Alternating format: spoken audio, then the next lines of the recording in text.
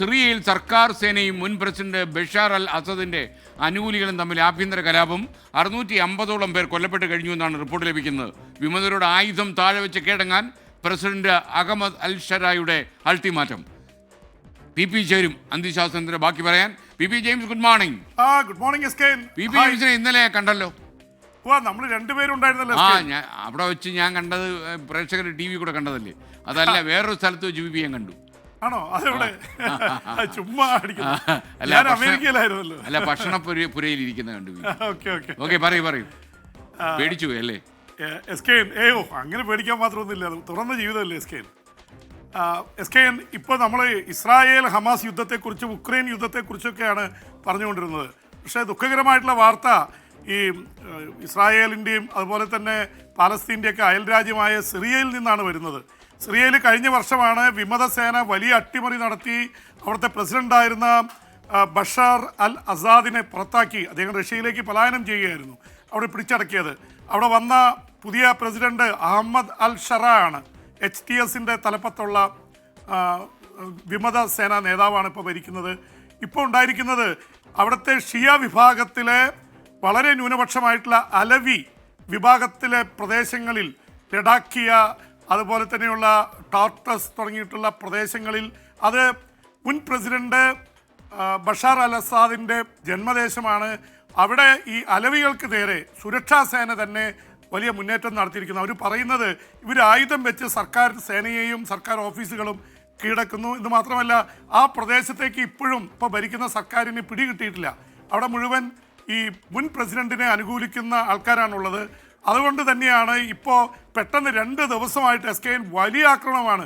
രക്തരൂക്ഷിതമായിട്ടുള്ള ആഭ്യന്തര കലാപം എന്ന് പറഞ്ഞാൽ പോരാ, ആഭ്യന്തര യുദ്ധം നടക്കുകയാണ്. ആദ്യ ദിവസം 200ഓളം പേർ കൊല്ലപ്പെട്ടിരുന്നു. ഇപ്പോൾ അത് 650-ലേറെ പേർ. ഒരുപക്ഷേ ഇതിൻ്റെ സിറിയൻ ഒബ്സർവേറ്ററി വാച്ചിൻ്റെയൊക്കെ ഇത് വരുന്നത് ഒരുപക്ഷെ അതിനേക്കാളൊക്കെ കൂടുതലായിരിക്കാം മരണസംഖ്യ. അത് കണക്കാക്കാൻ പറ്റാത്ത വിധം മറ്റ് തെരുവുകളിലൊക്കെ മൃതശരീരങ്ങൾ 100 കണക്കിന് ആൾക്കാർ അവരുടെ മൃതശരീരങ്ങൾ കിടക്കുകയാണ്. അപ്പോൾ ഈ സിറിയ വല്ലാത്തൊരു പ്രശ്നത്തിലേക്ക് പോയിരിക്കുന്നു. അവിടുത്തെ വിമതസേനയുടെ നേരത്തെ നേതാവായിരുന്ന ഇപ്പോഴത്തെ പ്രസിഡന്റ് അഹമ്മദ് അൽ ഷരാ, അദ്ദേഹം പറഞ്ഞിരിക്കുന്നത് അലവികളോട് അല്ലെങ്കിൽ ഈ ആയുധമെടുത്ത് സർക്കാരിനെതിരെ പോരാടുന്നവരോട് ഉടൻ കീഴടങ്ങണം, ആയുധം താഴെ വയ്ക്കണം എന്നുള്ളതാണ്. ഈ അലവികൾ ഈ ഷിയ വിഭാഗത്തിലെ 10% മാത്രമാണ് സിറിയയിൽ വരുന്നത്. ഭൂരിപക്ഷം സുന്നികളാണ്.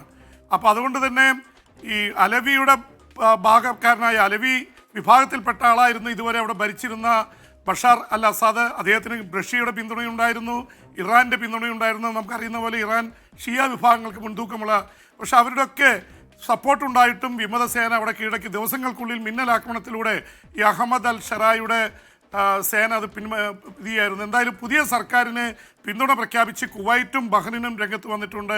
ഒരു സർക്കാരിനെ ഇനി അട്ടിമറിക്കാൻ ശ്രമിക്കരുത്, സിറിയയിൽ ഒരുപാട് പ്രശ്നങ്ങളുണ്ട്, അമേരിക്ക മിണ്ടുന്നില്ല, റഷ്യയ്ക്ക് അവിടെ ഒരുപാട് താല്പര്യങ്ങളുണ്ട്. എസ്കേൻ, വലിയ പ്രത്യേകത എന്ന് പറയുന്നത് നേരത്തെ ബഷാറിനെ പ്രൊട്ടക്റ്റ് ചെയ്തതും അവസാനം അവർക്ക് വേണ്ടിയിട്ട് റഷ്യയിൽ ഈ അഹമ്മദ് അൽ ഷറായുടെ സേനയ്ക്കെതിരെ വ്യോമാക്രമണം നടത്തിയതൊക്കെ റഷ്യയായിരുന്നു. പക്ഷെ റഷ്യയ്ക്ക് അവിടെ താവളങ്ങളുണ്ട്, വ്യോമത്താവളമുണ്ട്, അതുപോലെ തന്നെ അവർക്ക് ട്രേഡുണ്ട് സിറിയയായിട്ട്.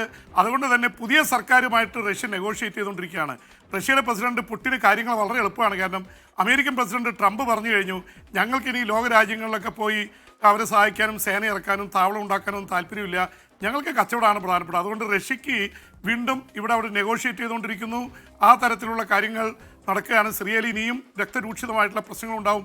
ഒപ്പം തന്നെ എസ്കേൻ ഒരു ഇതും കൂടിയുള്ളത്, ഇവിടെ യാക്കോബായ സഭയുടെയൊക്കെ തലപ്പത്ത് വരുന്ന പാത്രിയാർക്കീസ് വരുന്നത് ഡമാസ്കസിൽ നിന്നാണ്, സിറിയയിൽ നിന്നാണ്. അവിടെ ക്രൈസ്തവ വിഭാഗങ്ങൾക്ക് നേരെ ആക്രമണമുണ്ട്. അവരൊക്കെ 10,000-കണക്കിന് ന്യൂനപക്ഷങ്ങളായിട്ടുള്ള മുസ്ലിമുകളും ക്രൈസ്തവരും പലായനം ചെയ്യുന്നു എന്ന റിപ്പോർട്ട് കൂടി വരുന്നുണ്ട്. എസ്കേൻ, PP ജെയിംസ്, നമ്മൾ ഈ യുക്രൈനിലേക്ക് വന്നു കഴിഞ്ഞാൽ ഈ അമേരിക്ക പിന്മാറിയെന്ന് തോന്നൽ വന്നു കഴിഞ്ഞപ്പോൾ റഷ്യ അറ്റാക്ക് കൂട്ടി എന്ന രീതിയിൽ വാർത്ത വരുന്നു. 10-25 പേര് പുതിയ ആക്രമണത്തിൽ കൊല്ലപ്പെട്ടു എന്ന വാർത്തയൊക്കെ വരുന്നുണ്ടല്ലോ.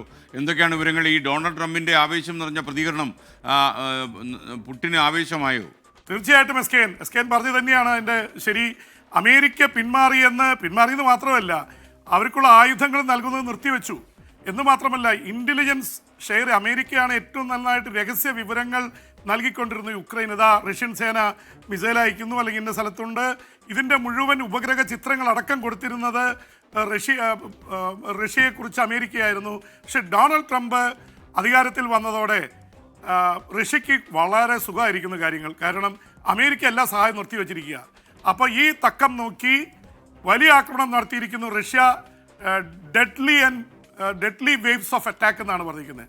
അപ്പോൾ ഈ അടുത്ത കാലത്തായിട്ട് വളരെ ഇൻ്റർവെല്ലായിരുന്നു, വലിയ അവിടെ ഇവിടെയൊക്കെ തൊട്ടും പിടിച്ചൊക്കെ നിൽക്കുകയായിരുന്നു.